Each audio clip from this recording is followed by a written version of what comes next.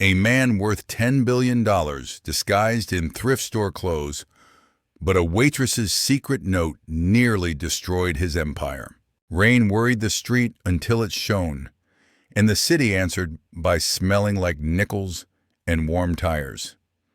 He slipped through the brass doors as if he'd promised not to scuff them, the corduroy on his sleeves whispering apologies to the light. Inside, the room hummed with the kind of quiet that has staff on its payroll. Soft lamps taught everyone's jawline good manners. A fireplace kept secrets in its throat. Glassware kissed in the corners like discreet cousins. He paused by the podium as if letting his breath catch up, then asked for a table in a voice that didn't insist on being right. Under the thrift store jacket, a ribcage trained by Ohio weather tightened and then behaved. He told himself to be a nobody, and the room obliged with practiced ease. The hostess measured him the way a banker measures time: accurate, impersonal, and sure she owns more of it. Her smile had a click to it, like a door that will only open for certain shoes. She tapped a tablet with the ceremonial gravity of a judge passing sentence and led him across carpet that believed in inheritance. At tables lacquered to a polite shine sat couples in evening armor and suits that solved problems for a living. Their laughter wore the room's cologne. He took the long way through their looking, each glance light as a moth and just as fond of fabric. When the hostess presented him with the small wobbly table by the kitchen doors, he accepted like a man agreeing to sit in the truth. Steam breath and metal prayers thumped behind the swinging panels.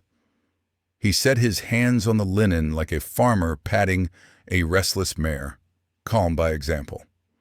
He did not open the menu at once. A man doesn't shake the tree he's still deciding to climb. He watched the manager at the far end, a dark-haired piece of ambition tailored an inch too tight. The fellow laughed with city officials as if approval were something you could pour. Then, turning, he let the laughter drop off his face like a coat in warm weather and spoke to a busboy as if courtesy were a currency he meant to counterfeit. The room's soundtrack accommodated both moods: saxophone low as river water, silverware speaking in minor keys, the footfall of shoes that had never met puddles. He examined the place with the patience of someone who learned early that fancy aims to be a flavor, and sometimes that's all it is. He ordered the cheapest beer when the waitress arrived. "Rosemary," said the name tag in small workmanlike letters. She brought a basket of bread dark enough to have opinions, and her hands kept steady where nerves usually begged to be noticed. She was young, with eyes that could hold a thought without dropping it, and her ponytail sat stern as a schoolmarm on the back of her head. The apron had seen more bleach than luck. He noticed the shoes first, black non-slips ashamed of their own souls.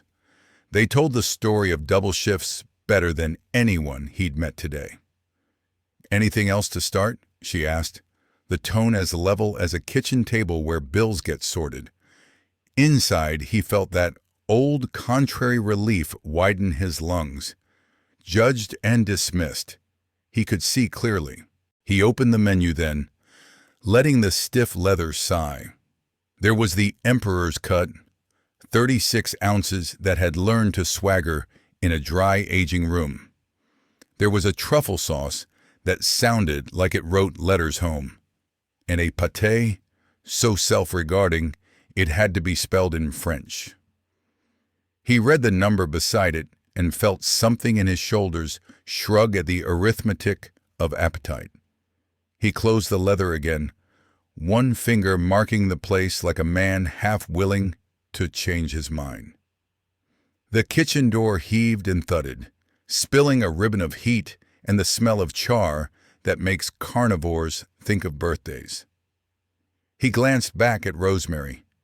She had bent to wipe a water ring, and the tremor was back in her left hand, faint as the memory of winter in April. He filed the detail where he kept the true things. When she returned, he asked for the Emperor's cut, medium rare, and a glass from a Bordeaux vintage old enough to have learned disappointment. He watched the small flicker pass across her face, a moth at a lantern, and die without burning. She said, "Excellent," with a steadiness that honored the order more than the man or the price, and left with the quiet speed of someone whose time belongs to other people. He could feel the manager's attention land on him from across the room the way a hawk's shadow lands on a field. "Finch," announced the nameplate to people who asked. The man's eyes balanced greed on one eyelid, caution on the other. He strode toward the wine station and intercepted Rosemary there. From the table, Jameson couldn't hear the words, but he could hear the sentence they made. A warning shaped like a bill. Rosemary's spine straightened the way fence posts do when the wind remembers them. He set his jaw against the impulse to edit the scene. He cupped the cold beer and let it teach his palm the simple trick of being here. The room's light was that forgiving kind that makes some sins look like wardrobe choices. He caught himself counting the seconds between a shellfish tower scent, a sommelier's bow drawn and released, a hostess's smile returning to its dock. The arithmetic told him what he already suspected. The place knew its lines and delivered them with the gusto of actors who get paid more for not thinking. He drank and decided to be both audience and critic. A man can be two things if he's practiced. The steak came the way a hymn comes. Proud, steaming, attended by silver that wanted to be your friend. Rosemary set it down with hands that remembered to be steady when the room didn't. He breathed in and tasted on the air what the kitchen had done to muscle and time. The cut held its pink like a promise made by daylight. The knife slid through without argument. Fat found heat and sang the way the devout sing when nobody's grating. He ate, chewing slow, not because he had to prove a point to himself, but because making time behave is the only luxury that isn't for sale. With it, he took the wine, which walked up his tongue like a gentleman who doesn't apologize for his boots.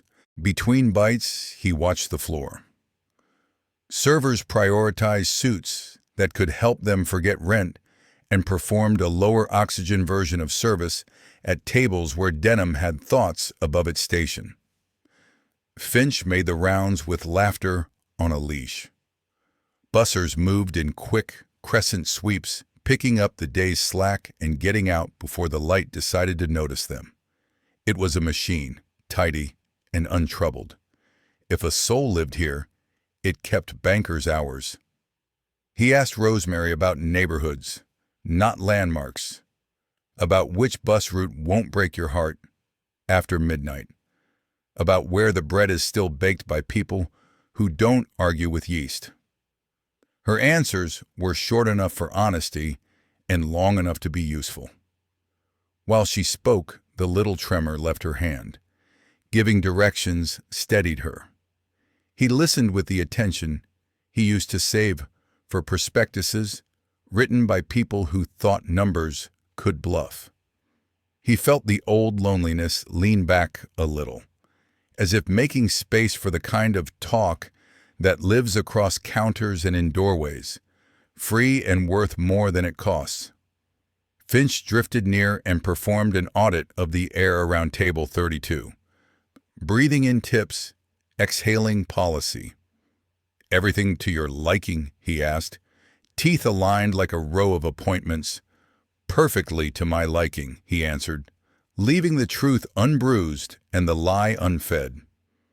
The manager's eyes slid over the jacket, the boots, the glasses that exaggerated their own plainness. They landed briefly on Rosemary like a hand that remembers the shape of a lever. Then he left, the scent of authority doing its best to be cologne. When the plates had been cleared to the degree decency requires, he asked for coffee, black, and the last inch of his wine.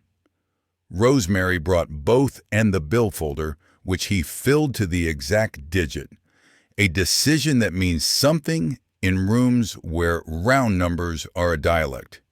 He left no tip. He placed the folder square with the table's edge, aligning fractions, because sometimes you need proof that corners still meet. He waited without checking his watch and noticed the kitchen door's fatigue. The brass worn smoother where hands had asked too much of it. It gave him comfort, the way a well-used tool does.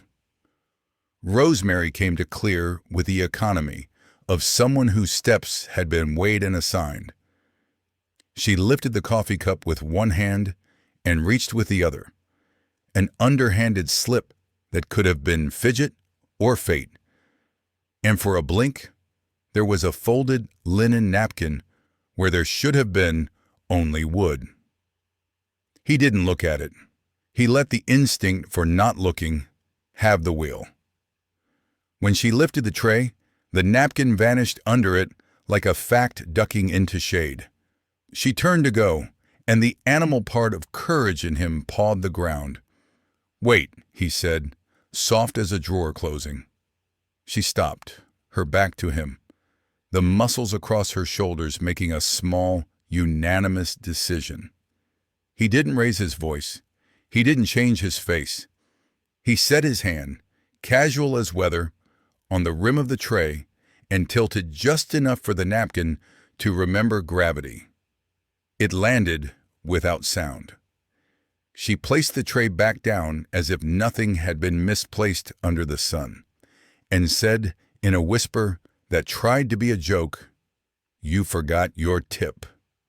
Then she left with the precise speed of someone outrunning regret. He listened to the room to see if it had noticed. It hadn't. Rich people nurse their importance in delicate stems. Poorer people talked to their food like a cousin they hadn't seen since last summer. The manager's smile made another lap of the chandeliers. Heat shoved through the door on regular beats and died in the expensive air. He palmed the napkin and stood, the corduroy grumbling along his ribs, and gave the room back the small portion of himself he'd taken from it. Outside, the night wore a damp coat and smelled of bus exhaust and wet brick, both of which had earned the right to exist. He unfolded the napkin under a street lamp that made promises it only kept for moths.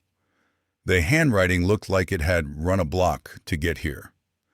"They're watching you," it said, doing the work of a good first sentence. The next line didn't water itself down. "The kitchen is not safe. Check the ledger in Finch's office. He's poisoning the supply chain."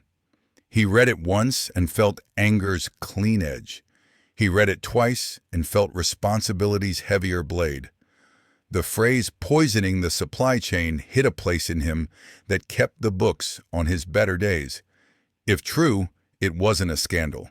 It was a rot that thought it could multiply unseen. If false, it was a wounded cry in a crowded theater, dangerous in its own way.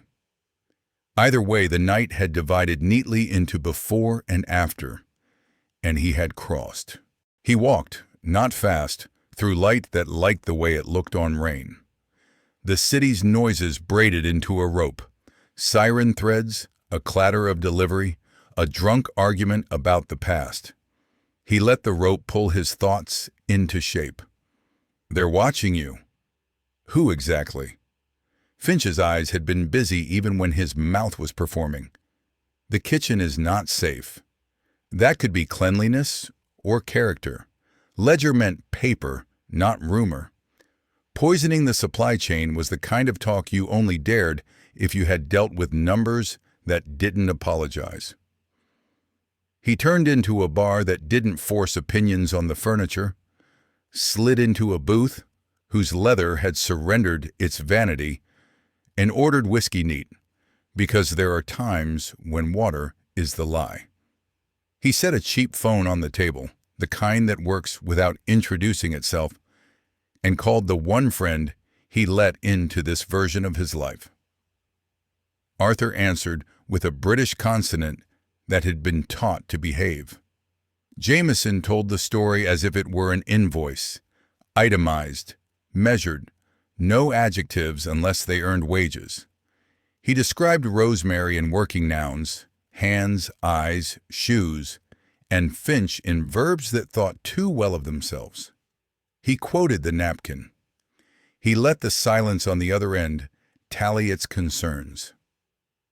It could be a grievance dressed for church, Arthur said at last, meaning a lie that wanted to be believed by decent people. Or it could be exactly what it says. Either way, you don't get to guess. The words landed like a plumb line. He agreed, and said what he meant to do. Get his hands on the ledger before morning taught anyone caution. You can't walk into your own restaurant with a crowbar, Arthur said, and then his tone shifted, as it always did when he realized a thing was going to be done, whether or not wisdom signed off. So we won't use a crowbar. The ghost arrived 45 minutes later as a black sedan without any personality to speak of.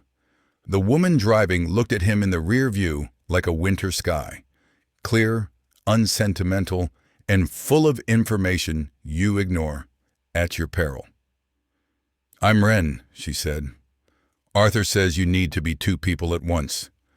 Lucky for you, one of them can carry a mop. She handed him a gray jumpsuit that smelled like clean without the romance. Tonight you're on the cleaning crew. Try not to look like you've never met a bucket. In a parking garage that held echoes for a living, he traded armor for anonymity again, this time with more purpose than penance. Wren briefed him between movements. Keypads, cameras, motion sensors, each obstacle downgraded to a chore by her tone. Your job is the hallway, she said, tucking an earpiece into his palm. If trouble breathes, you tap once. If it starts talking, you tap twice.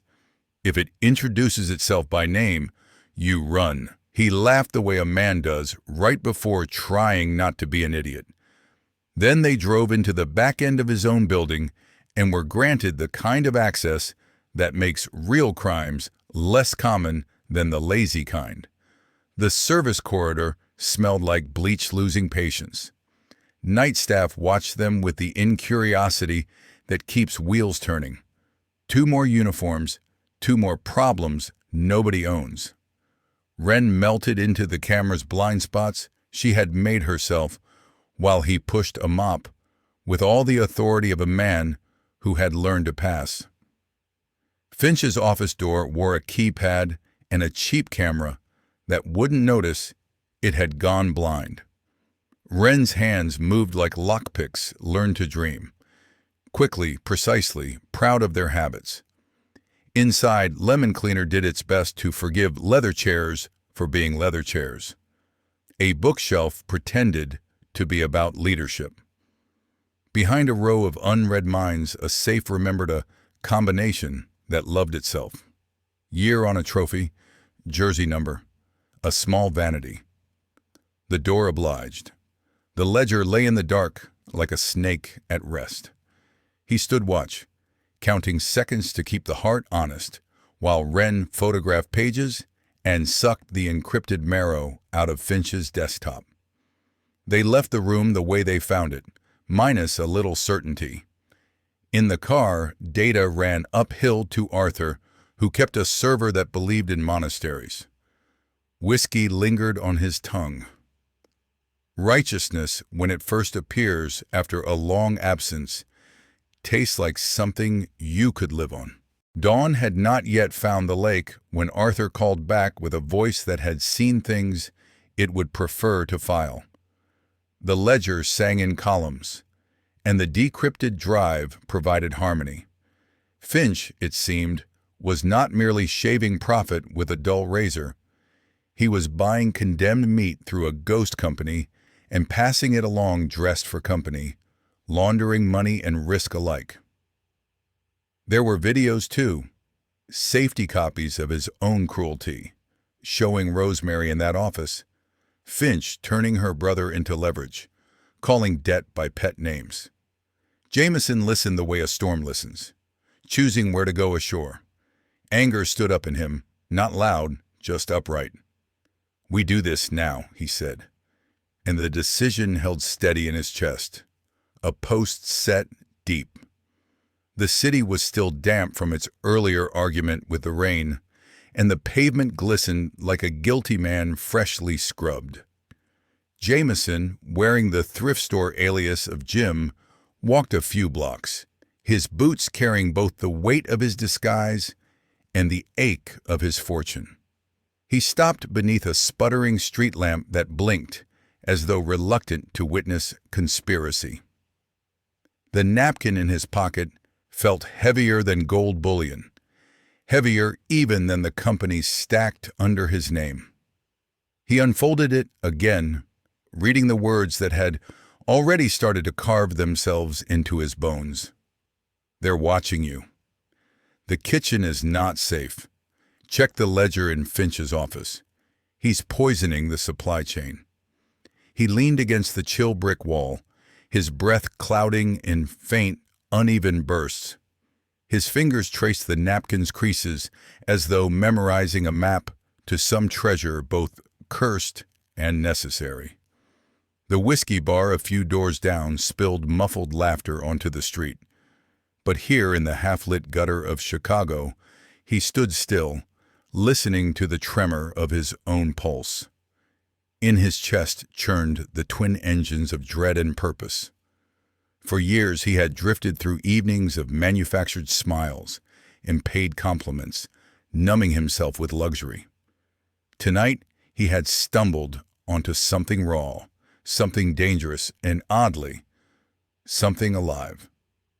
For the first time in years, he felt as though the mask he wore might peel back to reveal the man beneath, the boy from Ohio, who used to sketch houses with crayons and believe walls should keep people safe.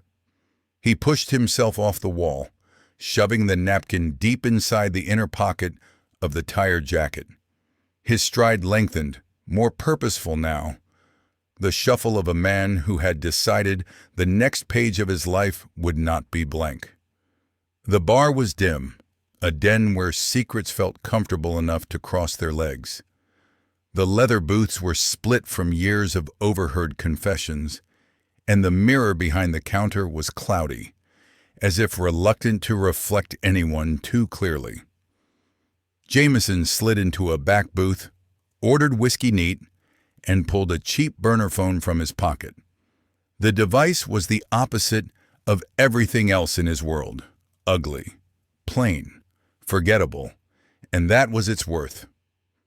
He dialed the only number programmed into the thing. After 2 rings, a clipped British voice answered, "Yes?" Arthur Pendleton, his COO and the closest thing Jameson had to a conscience. Hearing that voice steadied him, though it also sharpened the loneliness. Arthur was more than an executive. He was ballast, the weight that kept Jameson from floating off into the clouds of his own empire. If Jameson had ever been in love, it was with the certainty of Arthur's loyalty. And now, faced with a cryptic napkin and the stink of betrayal, he needed that loyalty more than the whiskey he hadn't yet touched. "Arthur," Jameson said, his voice low, "it's me." He laid out the night story in pieces, the hostess's brittle smile, Finch's oily grin, the Emperor's cut steak, and finally Rosemary, the waitress whose shoes spoke of poverty and whose eyes carried the courage of saints. Then he read aloud the words from the napkin. On the other end, Arthur was silent long enough for Jameson to count the tick of the neon sign outside the bar. The whiskey in front of him went untouched, beads of condensation crawling down the glass. Arthur's silence wasn't disbelief, it was calculation. Jameson knew the man well enough to imagine him in his study, spectacles glinting, weighing probabilities, measuring risks like a jeweler appraising flawed diamonds. When Arthur finally spoke, his voice was careful. "Poisoning the supply chain," he repeated, each word deliberate. "That is a precise allegation, Jameson. It could be truth. It could also be the cry of a desperate employee with too much imagination." "She was terrified, Arthur," Jameson countered, the words striking harder than he intended. Finch had her cornered, whispering threats. I saw it in her face. Fear that deep doesn't come from a petty grievance. He glanced toward the bar, where a pair of regulars were arguing over a game on the flickering TV. The bartender wiped down glasses with the monotony of a man who had stopped listening years ago. The ordinariness of it all struck him. While strangers lived their small dramas, he sat here with a napkin that might unravel an empire. He felt both immense and absurd, like a man holding a torch in daylight. "I want everything you can find on Finch," Jameson said, his voice tightening. "His finances, his history, every shadow in his closet." "Quietly, Arthur. Off the books. Use the outside people." Arthur sighed, and Jameson could almost hear the weight of decades between them. "You understand how reckless this is. You can't be seen sniffing around your own restaurant in disguise, let alone breaking into a manager's office." "I don't intend to be seen," Jameson said. His hand brushed the napkin again, as if it were a weapon. "And I don't intend to wait." The whiskey finally touched his lips. It burned, but the fire was honest, unlike so much else in his life. Arthur's voice, steadier now, shifted from caution to logistics. "I have a contact in Chicago," he said. "XMI6, Ren. Specialist in entry and retrieval. She'll meet you within the hour. Send me your location." Jameson texted his address, pocketed the phone, and paid for the drink with bills that looked too new for this bar. The decision felt like a lock clicking into place inside him. For years, he had avoided trenches, delegating the dirty work to lieutenants. Tonight, he would wade in himself. The thought frightened him, but it also breathed life into parts of him he had nearly forgotten. 45 minutes later, the burner buzzed again. A single text. "Alley behind you. Black sedan. 2 minutes. He slipped out the back, where the alley smelled of damp cardboard and stale beer. True to promise, a black sedan glided up, its engine whispering. The back door opened. He slid inside. The woman at the wheel didn't turn to greet him. She studied him through the mirror, eyes like steel chips, hair cropped close, face carrying the neutrality of someone who had seen nations fall and didn't bother to clap. "Arthur says you need a ghost," she said. "Ghosts cost money." "I can afford them," Jameson replied, meeting her gaze in the glass. Her lip twitched, the faintest suggestion of amusement. "So I hear. I'm Ren. Tonight, you're my assistant. Try to look like you know how to hold a mop." The sedan slid through Chicago's arteries like it had been taught not to leave fingerprints. Jameson sat in the back, hands folded, listening to the city's late-night heartbeat. Sirens on the edge of hearing, a drunk's argument with gravity, the low mechanical growl of trucks chasing deadlines. Beside that noise, the car was a ghost. Ren drove with both hands loose on the wheel, not once checking the GPS. Her eyes flicked to the mirrors in quick, measured cuts. At a stoplight, she pulled a duffel bag from the passenger seat and dropped it beside him. Uniforms inside, cleaning crew, Sparkle Clean Solutions. Tonight, that's us. Jameson felt the irony settle in his chest. His empire was worth more than some nations, yet here he was preparing to push a mop in his own restaurant. He could almost hear his father's dry laugh from Ohio days. "Son, sometimes you've got to shovel the manure yourself, just to make sure the horses don't start thinking they run the place."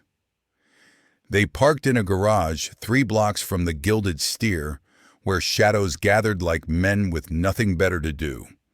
The air smelled of oil and old gum. Wren killed the engine, then opened the duffel. She handed him the gray jumpsuit and a laminated badge with the name Mike Dwyer. Her own badge read Janine Keller. Both bore the Sparkle logo, the kind of design you forget before you blink. "Arthur already slipped us into the system," she said. "2 extra cleaners on tonight's shift. The staff roster will show our names. If anyone asks, we're temps." Jameson studied the badge. Mike Dwyer. The name meant nothing, which was precisely the point.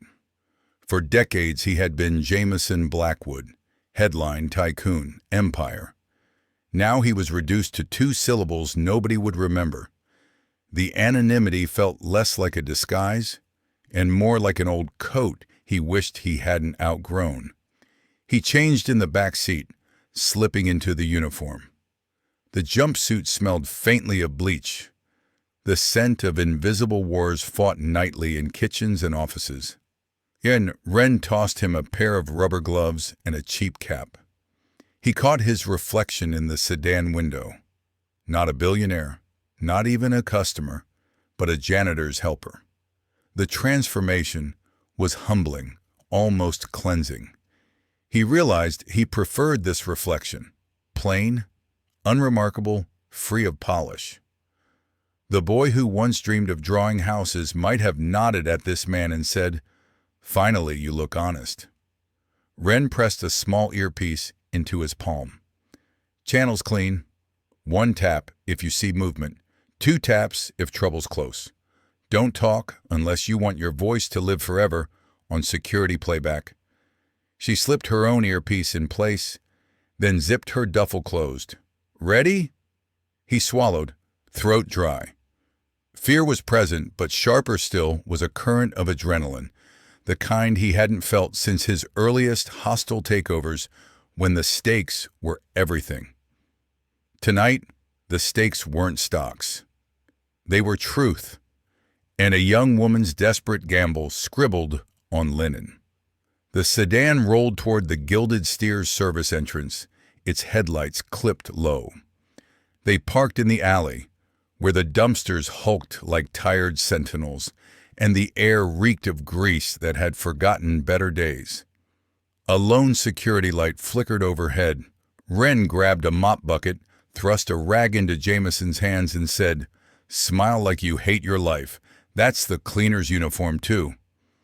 Jameson obeyed. He pushed the bucket forward, letting the wheels squeak their tired complaint. In that moment, he wasn't the man who owned the brass doors and marble floors above. He was just another shadow in a city full of them, moving toward a truth no quarterly report could measure. The service door opened with a tired groan, spilling a square of yellow light onto the alley. The smell hit, first, bleach, fryer oil, and the sour undertone of mop water that had been recycled too many nights. Wren nodded once to the night supervisor, who barely glanced at their badges before waving them through. Jameson pushed the mop bucket in front of him, its wheels squealing a nervous rhythm. Wren walked beside him, clipboard in hand, already wearing the blank, exhausted look of a woman paid by the hour to care about spills. They entered the underbelly of the Gilded Steer. Narrow halls lined with crates of produce, the whir of compressors, and a linoleum floor slick enough to eat the careless. For Jameson, every sound sharpened into meaning. The distant clang of pots, the murmur of departing waitstaff, the thump of trash bins dragged to the alley. Normally, he would glide into one of his establishments through marble foyers and chandeliers. Now he was here, among the guts, and he realized he preferred the honesty of it. Nothing was pretending to be beautiful. Everything was simply trying to work. They passed the kitchen. Jameson stole a glance through the swinging doors. The stainless counters were half scrubbed, a few line cooks finishing their breakdown. The air was thick with the ghosts of seared meat and garlic. He kept walking, eyes down, bucket wheels shrieking at intervals like a watchdog announcing his presence. He felt the irony burn in his chest. This was his flagship, his jewel. Yet he had never walked these halls. He had built an empire on surfaces, trusting that the gears underneath would grind faithfully. Tonight he saw the machine with its grease exposed, and he wondered how many other gears were poisoned. At the end of the corridor waited Finch's office. Wren slowed her stride, checked the hallway, then bent to tie her shoe. From her sleeve she slipped a small device onto the wireless camera perched above the door. The red light blinked twice, then went still. She worked the keypad next, fingers flying with a grace that looked rehearsed. Within 30 seconds, the lock gave a soft click, and the door sighed open. Jameson felt the old rush again, the same thrill he had once felt watching markets tilt under his hand. But this was different. This wasn't numbers on a screen. This was dirt under fingernails, the raw discovery of truth. For the first time in years, he felt he was earning what he learned. Inside the office smelled of lemon cleaner and arrogance. The decor was pompous. Mahogany desk polished too bright, framed photos of Finch with city officials, a shelf of leadership books whose spines hadn't cracked. Wren scanned quickly, pulling open drawers, rifling through file folders. Nothing. She froze at the bookshelf. "There," she whispered. A small gap in the dust outlined a hidden safe. Jameson's stomach tightened. If the ledger was real, it would be in there. He could almost feel Rosemary's trembling hand pressing the napkin into his life again. Her gamble had dragged him here. If the safe was empty, then all of this was madness. If it was full, then she was braver than he had imagined. Wren studied the safe's keypad, eyes darting across the photos on the wall. "He's vain," Jameson murmured. "Try dates, jersey numbers, anything with his name on it." Wren's lips curled faintly, impressed at his quick read. She keyed in the year from a Little League trophy paired with the number 1 on Finch's jersey. A pause, then a muted thunk. The door eased open. Inside lay stacks of cash, a passport, and one black leather-bound ledger. Relief hit Jameson like air after a long dive. It was real. Rosemary hadn't been bluffing. Finch had been poisoning his house with numbers as rotten as the meat he bought. The anger that rose in Jameson was different this time. Cold, exact, the kind of fury that doesn't shout but builds scaffolding for revenge. Wren pulled a slim camera pen and began photographing every page. Names, suppliers, amounts. Each shot a nail in Finch's coffin. Meanwhile, she inserted a device into Finch's desktop tower, siphoning data from a hidden partition. Lines of code crawled across her tablet like ants marching toward daylight. Jameson stood guard by the door, mop handle gripped like a staff. Every creak in the hallway made his pulse leap. He tapped his earpiece once when footsteps passed, but the danger moved on. The waiting gnawed at him.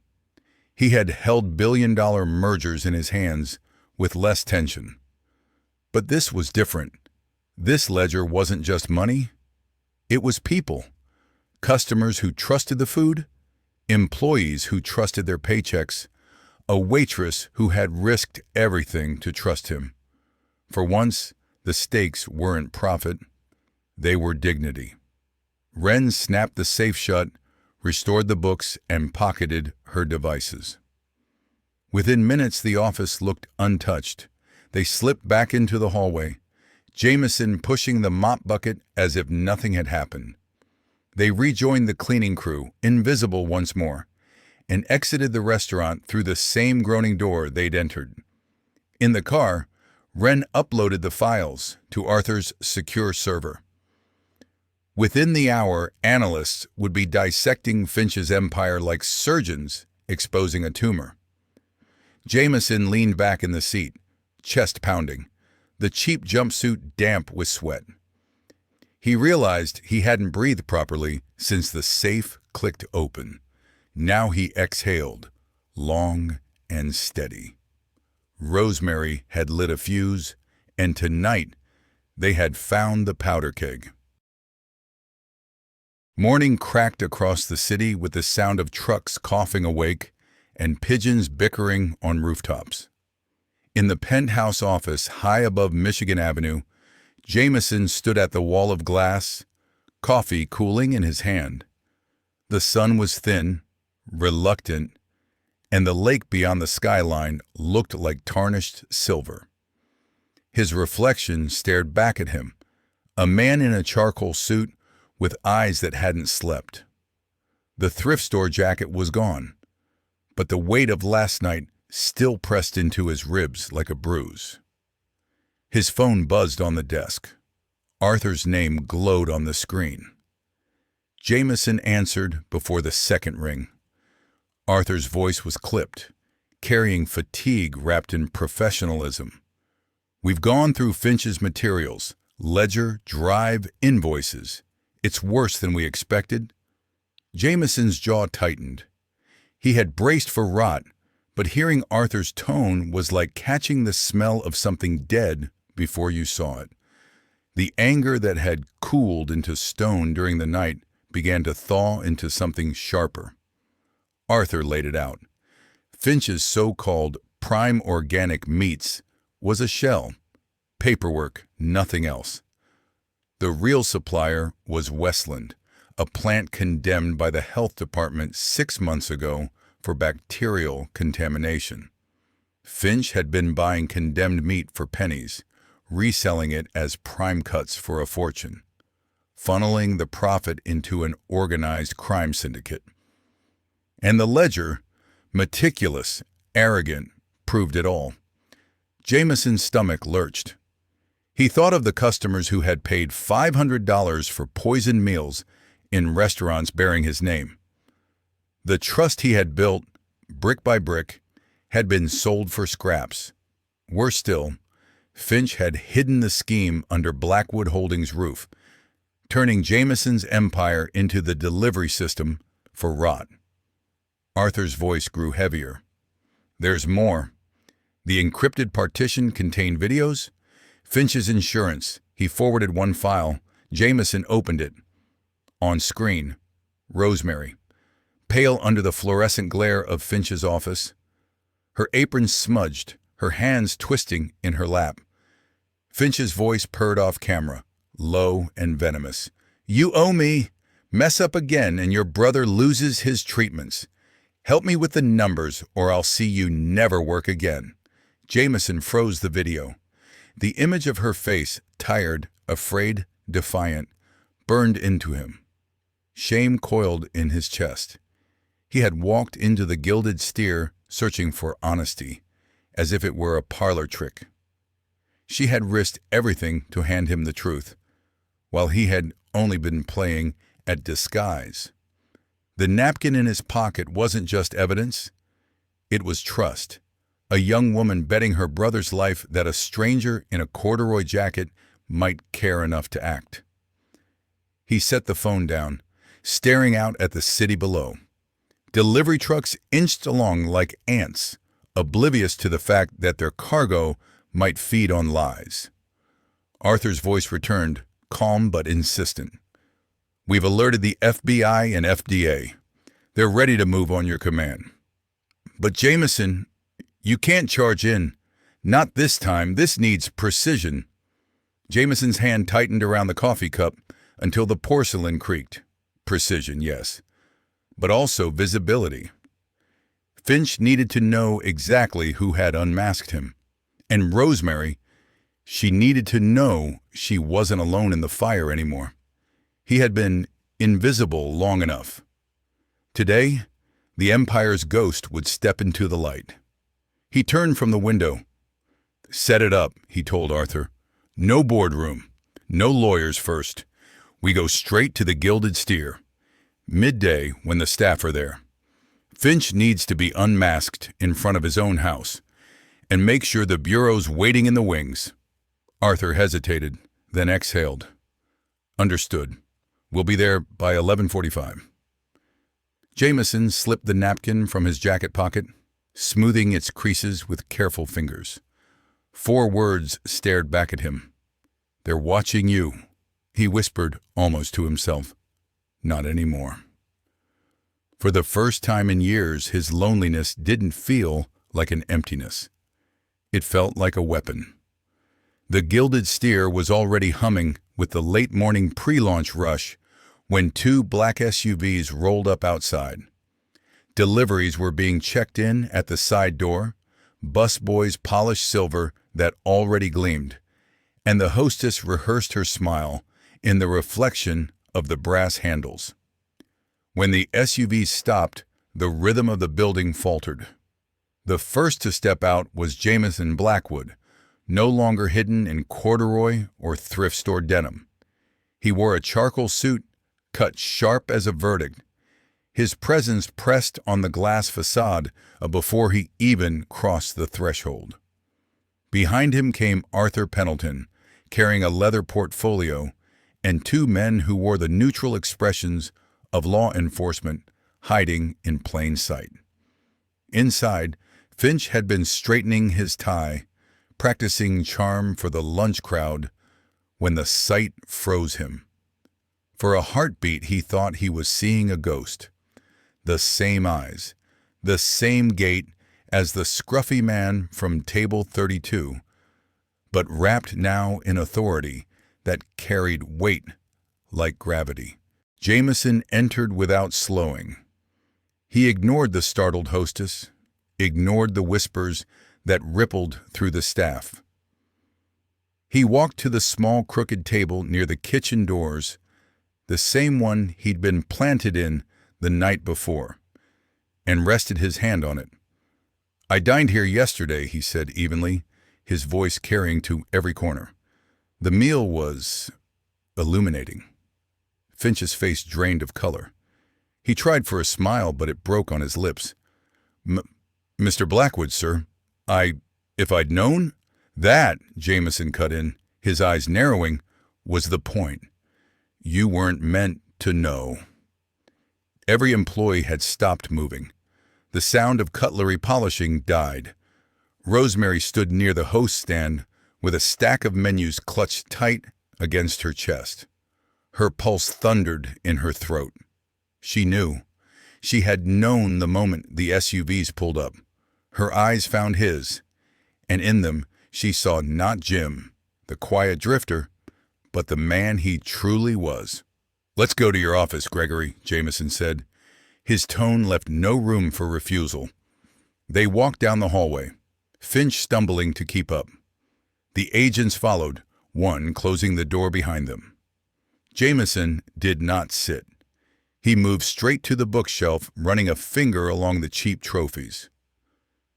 "Little League, 2023, Jersey number 1, he murmured, his hand pausing where the safe was hidden. Then he turned back to Finch. "That's where you kept your proof, isn't it? Proof of your partnership with Westland. Proof you were poisoning my supply chain." Finch collapsed into his chair, sweat breaking along his brow. "I don't know what you're talking about," he stammered, though his voice carried the hollow ring of panic. Arthur opened his portfolio, sliding a tablet onto the desk. On the screen, page after page of photographed ledgers, invoices, and shipping manifests scrolled by. "We know everything," Arthur said flatly. "The ghost company, the condemned meat, the laundering, all of it." Finch's lips trembled.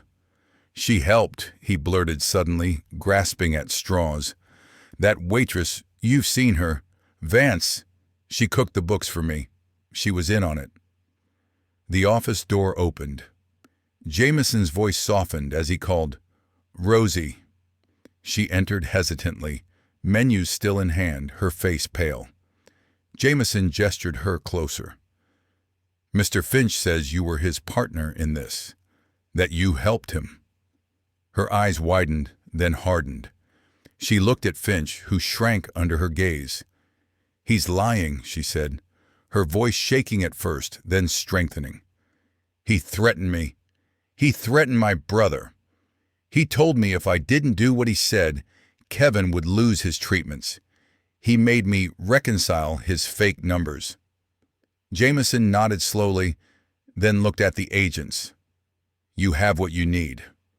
Finch barely had time to sputter a protest before the cuffs clicked around his wrists. His collapse was ugly, a powerful man unraveling into a sniveling figure as he was led from the room. When the door shut behind him, silence pooled heavy in the office. Jameson turned to Rosemary. "Last night," he said, his voice carrying a weight that reached her bones, "someone in this restaurant risked everything to expose a crime. Not for gain, not for favor, but because it was the right thing to do. That person was you." Tears broke down her cheeks before she could stop them. She lowered the menus, clutching them like a lifeline. "Your fabricated debt is erased," Jameson continued. "From this moment forward, you and your brother are free of it. Blackwood Holdings will also fund a medical trust for Kevin, for life." Her knees almost gave. She pressed a hand to the desk for balance, sobbing quietly, overwhelmed. "And one more thing," Jameson said, his voice gentler now.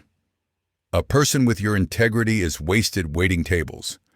I am creating a new division, ethical oversight and employee welfare. You'll lead it. You'll answer directly to me." She shook her head, dazed. I don't understand." "You don't need to understand," Jameson said, stepping closer. "You only need to accept. Say yes, Rosie." Her lips trembled, but the word came soft at first, then stronger. "Yes." The office seemed to breathe again. Outside, the restaurant resumed its noise, chairs scraping, voices rising. But in this small room, something had shifted permanently. Jameson had come to test honesty. He had found it, not in a boardroom, not in a mirror, but in a tired waitress with worn-out shoes who had refused to surrender her integrity.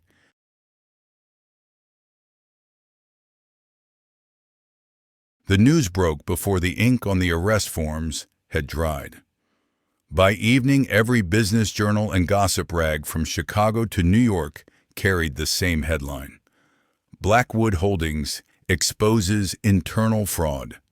Manager arrested in poisoned meat scandal.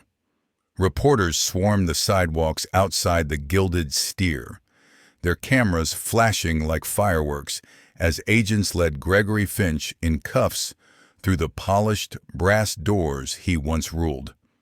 Customers who had booked tables for weeks in advance canceled within hours, fearing they might be eating from the same tainted pipeline. Others, perversely drawn to spectacle, demanded tables just to say they had dined at the crime scene. Jameson sat in his penthouse, a dozen papers strewn across the marble coffee table, the city skyline glaring back through the glass. The empire he had built was trembling, but it was not collapsing. Arthur's voice crackled through the speakerphone. "Damage is significant, but manageable. The Bureau's statement clears you of involvement. They've already confirmed Finch was running the scheme with external criminal partners. Still, the press is hungry. They'll circle until you show them meat. Jameson leaned back, exhaustion in his bones, but his eyes burned steady. Then we'll give them something to eat. Not excuses. Not PR polish. Truth at dawn, he convened the board in a conference hall whose walls had heard too many hollow platitudes. This time, there was no script, no rehearsed corporate optimism. Jameson stood before them, the napkins still folded in his breast pocket like a relic. Last night, he began, we learned what happens when greed infects the chain of trust that feeds this company. We were selling poison under our own roof. Not metaphorical poison, real, rotten, meat. And it happened because we turned away, because we trusted paper over people. Murmurs rippled through the directors, but none dared to interrupt. Jameson's voice cut sharp as glass. That ends today. From this moment forward, Blackwood Holdings will operate under new oversight. Supply chains will be audited by eyes that cannot be bought. Employees will have direct recourse against managers who abuse their power. The first director of this program has already been chosen. He turned. At the back of the room, nervous in a plain blouse and borrowed blazer, stood Rosemary Vance. She looked small against the carved oak panels, but her spine was straighter than any suit in the room. This, Jameson said, gesturing toward her, is the woman who saved this company last night. She risked her life, her livelihood, and her brother's health to tell the truth when no one else would. She is now Director of Ethical Oversight, and she reports directly to me. Gasps and whispers swept the boardroom. Some faces sneered. An uneducated waitress elevated above them, but most looked stricken, chastened. Rosie's hands shook as she clasped them before her, but her eyes met theirs without flinching. In the days that followed, the story spread beyond the business section. Morning shows featured her photo, brown eyes tired but resolute, hair pulled back, a faint smile that seemed too modest for the role she now played. The waitress who saved a billion-dollar empire, headlines called her. Reporters dug up her past. The sick brother, the dropped college courses, the mountain of debt. Audiences wept. They called her brave, selfless, a symbol of working-class integrity standing up against corporate corruption.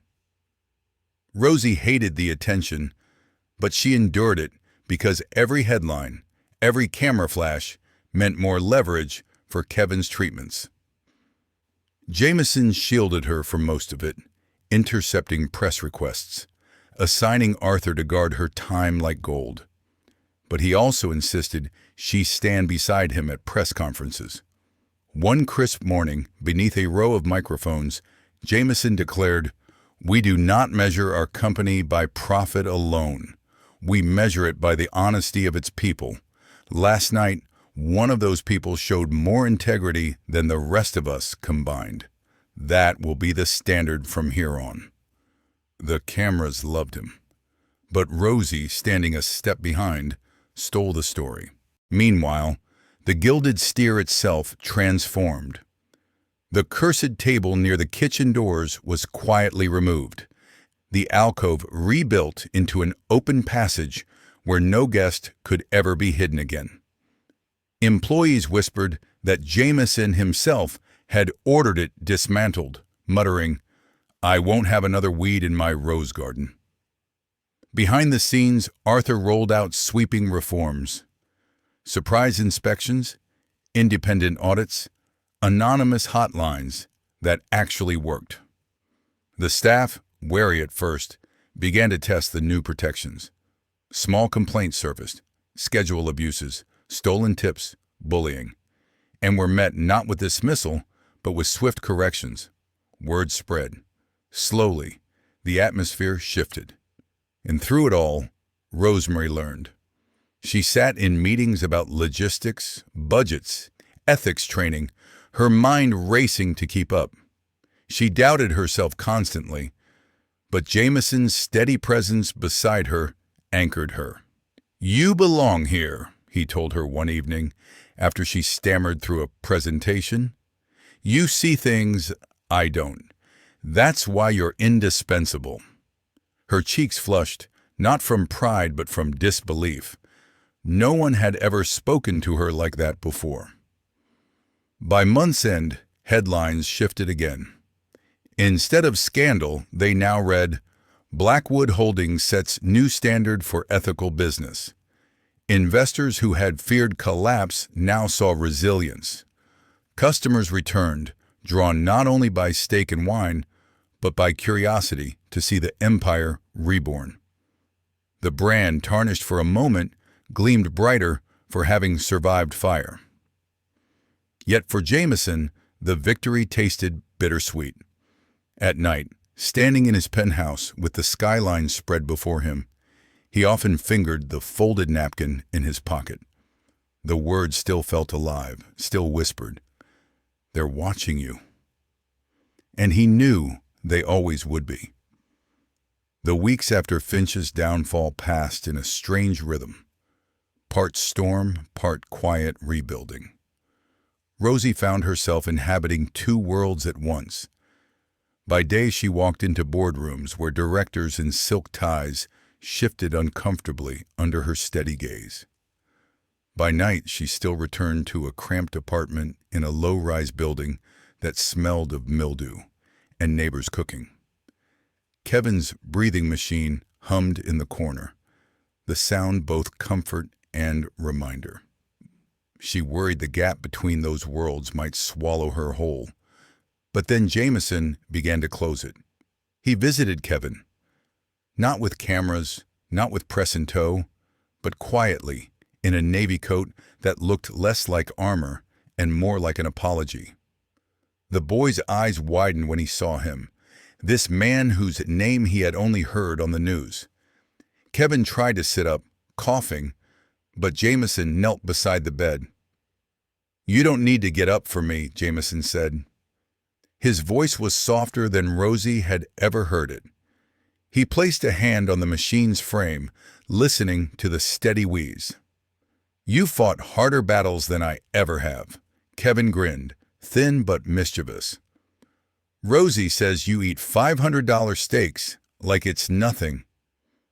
Jameson chuckled, the sound unpracticed but genuine. "Sometimes money makes people forget what food tastes like. Your sister reminded me." Rosie stood in the doorway, her heart twisting. She had expected him to be polite, maybe generous.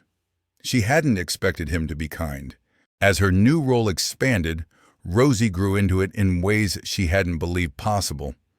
She sat across from executives twice her age, men and women who had once dismissed her as just a server. And she told them directly how Finch had coerced her, how silence had been purchased in fear. She showed them the hotline reports, the hidden grievances, the ignored complaints. Her words didn't come polished, but they came real, and that made them land heavier than any consultant's memo. Jameson often sat beside her, watching. In those meetings he rarely interrupted. He had learned that his greatest contribution was to give her space to speak, and to make sure every head in the room was listening when she did. At first, Rosie thought she was being tolerated, a figurehead, a piece of theater for good press. But one evening, after a long day of audits, Jameson called her into his office. The city burned orange in the window behind him. "You think I hired you for appearances," he said. "I didn't.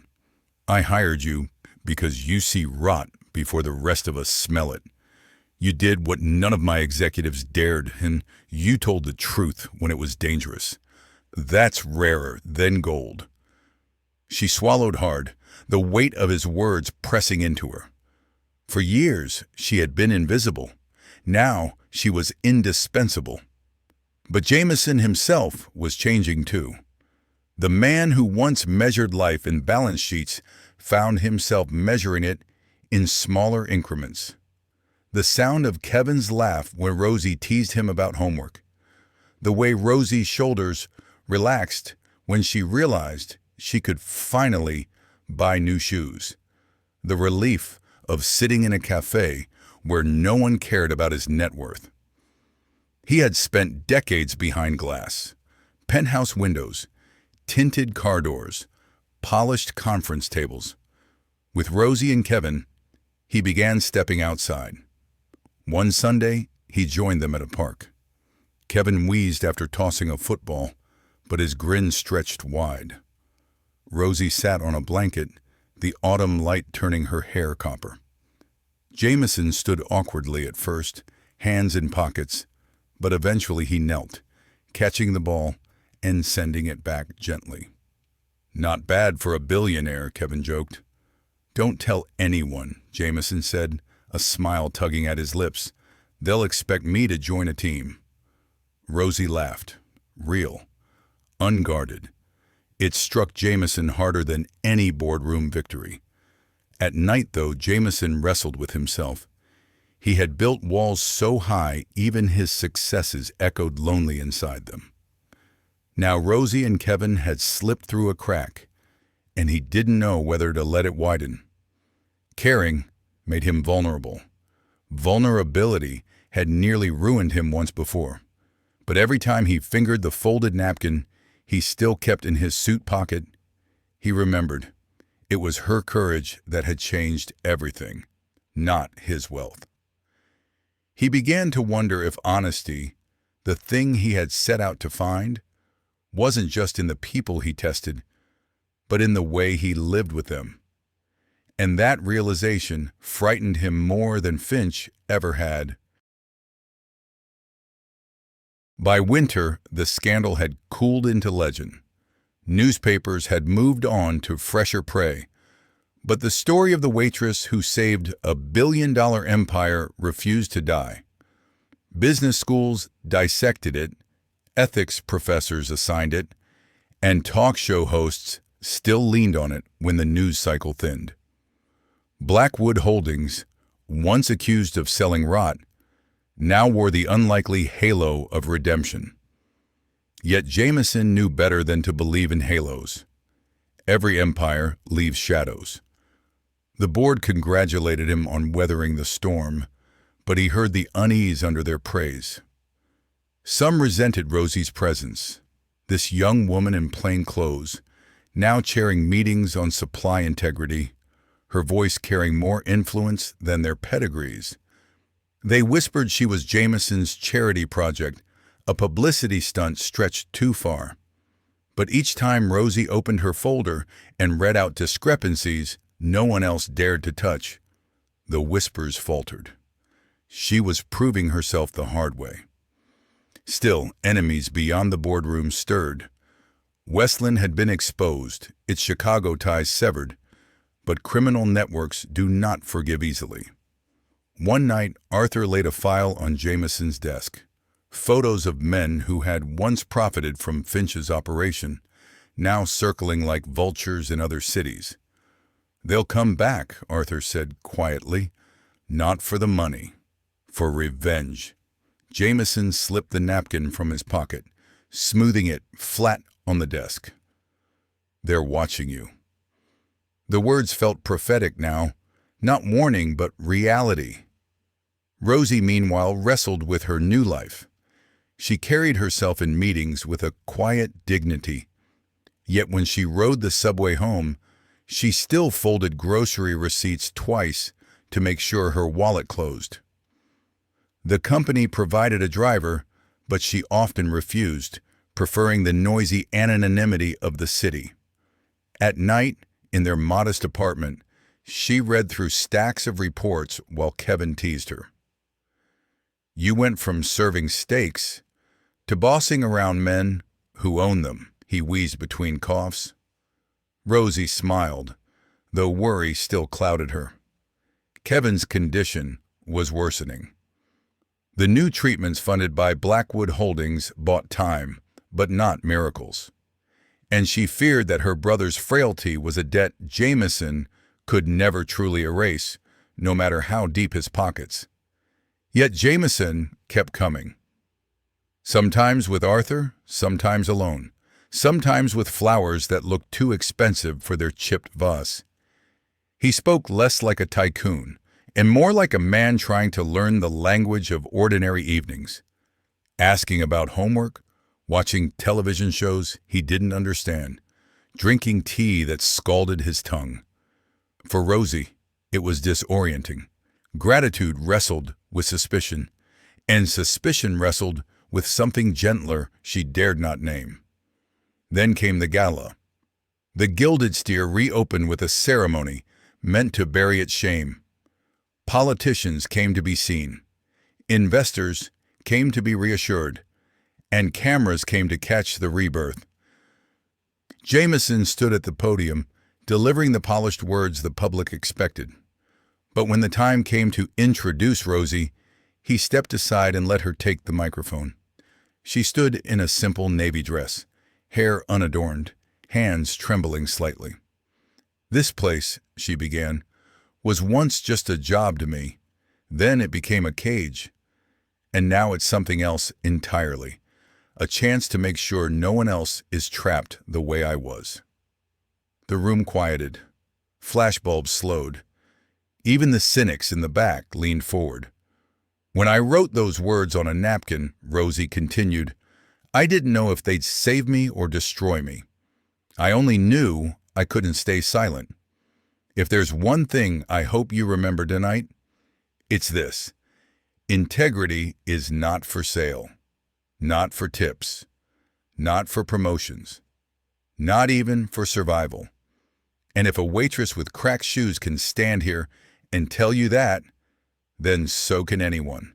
The applause rose like a tide, rolling through the marble hall until it shook the chandeliers. Jameson watched her, pride and something deeper anchoring in his chest. In that moment, he realized she no longer needed him to prove her worth. But he, perhaps, needed her to remind him of his. As winter deepened, new threats waited. Old partners of Finch, furious at their exposure, began pushing back. Anonymous calls rattled employees. A delivery truck was found torched outside a sister restaurant in New Jersey. Arthur's intelligence network traced the smoke to men with long memories and longer grudges. Jameson convened his circle in the penthouse. Arthur, Rosie, and for the first time, Kevin, who insisted on sitting up in his wheelchair despite his labored breath. "They won't stop," Arthur said, laying out dossiers. "We cut off their profit stream. They'll either try to rebuild it elsewhere, or they'll try to punish us." Rosie looked at Jameson. "What do we do?" He held the napkin between his fingers, feeling its worn fabric. "They're watching you." The truth was, he had always been watched. By shareholders, by enemies, by ghosts of his own ambition. But now he wasn't alone under the gaze. "We fight," Jameson said quietly. "Not with money, with light. We expose every shadow they hide in." Rosie nodded, her eyes fierce despite the fear beneath. Kevin coughed, then smiled faintly. "Sounds like you two just declared war." Jameson glanced at the boy, then back at Rosie. "Not war," he said. "Justice." The weeks that followed turned into a campaign. Quiet, relentless, and far louder in its results than in its methods. Arthur's investigators worked with the Bureau, digging through old accounts and following the poisoned money trails Finch had tried to bury. Every stone overturned revealed another nest. Shell companies, bribed inspectors, silent partners who had dined well on corruption. Jameson pushed them all into the light. Press conferences stopped being about defense and became indictments. One by one, the names surfaced. Headlines screamed of arrests in New Jersey, seizures in Miami, indictments in Los Angeles. The empire that had once tried to use his company as its feeding trough was torn apart under federal scrutiny. Through it all, Rosie stood at Jameson's side. At first, she was frightened. Every camera, every microphone felt like a trap. But she learned. Her words carried a raw conviction that even the most cynical journalists couldn't dismiss. When she spoke of integrity, of refusing silence, even when silence would have been safer, people listened. She became the face not just of reform, but of resistance. Kevin followed the news from his bed, oxygen machine hissing like a constant reminder. "You're famous now," he teased his sister. "Don't forget the little people, like me." Rosie laughed, swatting his arm gently, but the truth weighed heavy. His health was worsening, each winter cough stealing more strength. Jameson noticed, and unlike before, he didn't look away. The last confrontation came not in a boardroom, but in court. Jameson took the stand as Blackwood Holdings owner, laying out evidence with a calm authority that silenced even the most aggressive defense attorneys. Arthur handled the figures, the charts, the cold math. And Rosie told her story.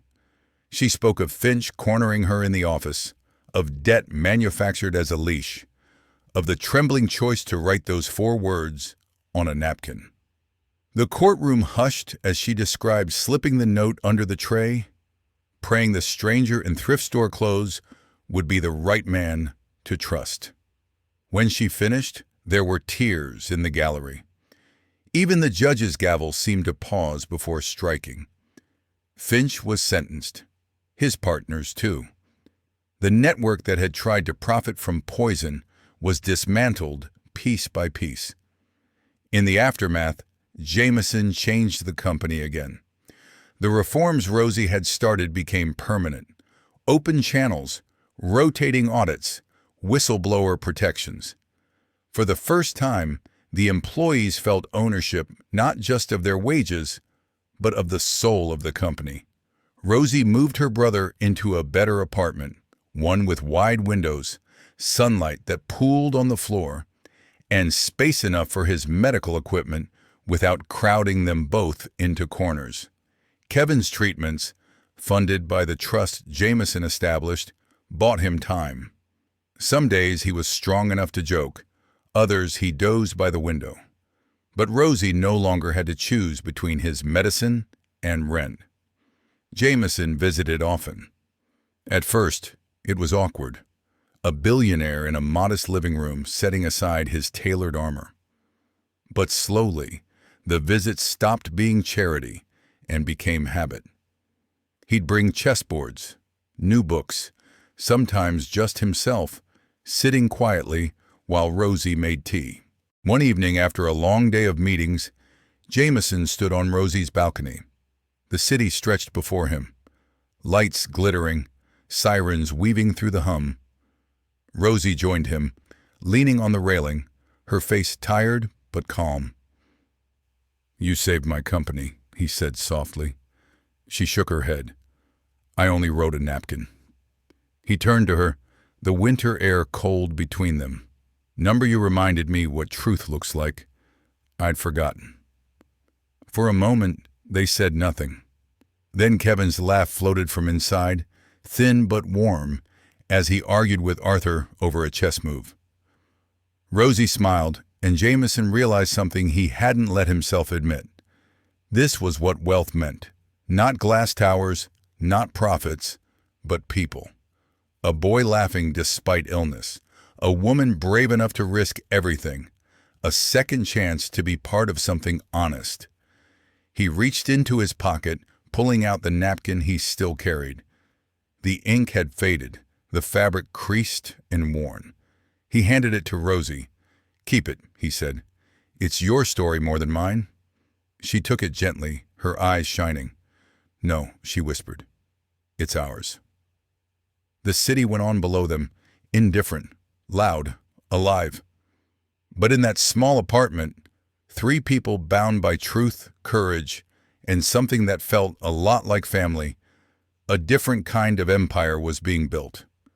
One not measured in billions, but in trust. And for Jameson Blackwood, that was the richest he had ever been.